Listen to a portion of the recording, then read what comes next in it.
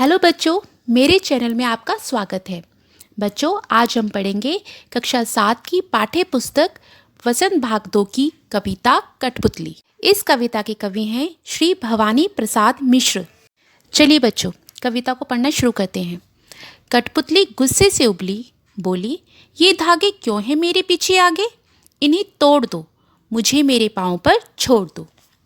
इसका अर्थ है, कठपुतली कविता की इन पंक्तियों में कवि ने कठपुतली के मन के भावों को दर्शाया है। कठपुतली दूसरों के हाथों में बंधकर नाचने से परेशान हो गई है और अब वो सारे धागे तोड़कर स्वतंत्र होना चाहती है।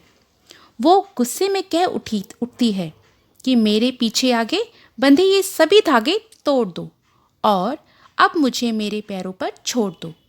मुझे अब बंधकर नहीं रहना, मुझे स्वतंत्र होना है।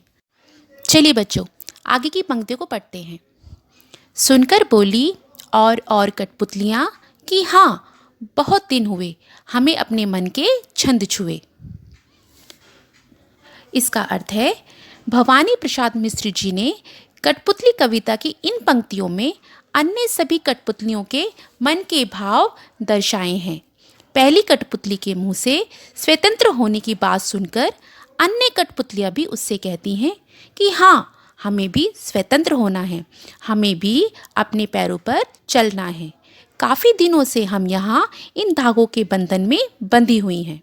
चलिए आगे की पंक्तियों को पढ़ते हैं। मगर पहली कठपुतली सोचने लगी, ये कैसी इच्छा मेरे मन में जगी। इसका अर्थ है, कठपुतली कविता की अंतिम पंक्तियों में कवि ने पहली कठपुतली के मन के असमंजस के भावों को दिखाया है।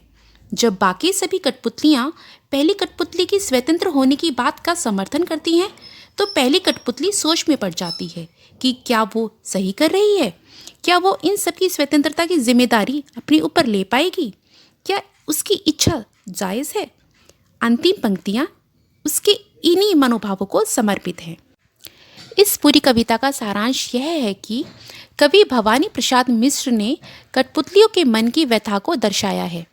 ये सभी धागों में बंधे बंधे परेशान हो चुकी हैं और इन्हें दूसरों के इशारों पर नाचने में दुख होता है। इस दुख से बाहर निकलने के लिए एक कठपुतली विद्रोह की शुरुआत करती है और सब धागे तोड़कर अपने पैरों पर खड़ी होना चाहती है। अन्य सभी कठपुतलियाँ भी उसकी बातों से सहमत हो जाती हैं और स्वतंत्र होने की चाह व्यक्त करती हैं। मगर जब पहली कठपुतली पर सभी की स्वतंत्रता की जिम्मेदारी आती है तो वो सोच में पड़ जाती है।